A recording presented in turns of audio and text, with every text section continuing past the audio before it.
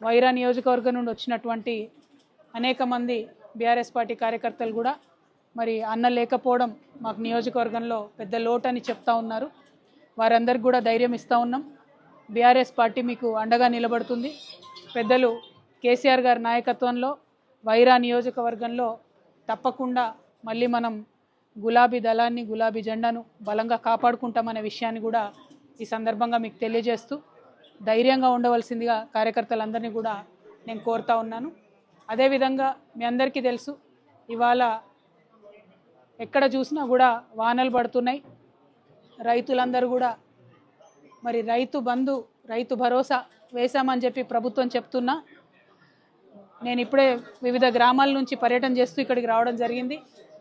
రైతు భరోసా వేసి ఏదో ఎన్నికలకు పోదామని ప్రభుత్వం ఎంత ప్రయత్నం చేస్తున్నా రైతులు ఎవరు కూడా సంతోషంగా లేనటువంటి విషయాన్ని ఈ సందర్భంగా ప్రజలందరూ కూడా గమనించవలసిందిగా కోరుతా ఉన్నారు. ఎక్కడికి పోయినా రైతన్నలు ఒకటే మాట చెప్తున్నారు, ఏదో కంటి తుడుపుగా మాకు రైతు బంధు వేసి ఎన్నికలకు పోయేటటువంటి ప్రయత్నం, ఎన్నికల కోసం మాత్రమే రైతుల్ని తలుచుకునేటటువంటి ప్రయత్నం కాంగ్రెస్ పార్టీ చేస్తుందన్న విషయం ఇవాళ చిన్న పిల్లల్ని అడిగినా కూడా తెలుస్తున్నటువంటి సందర్భం.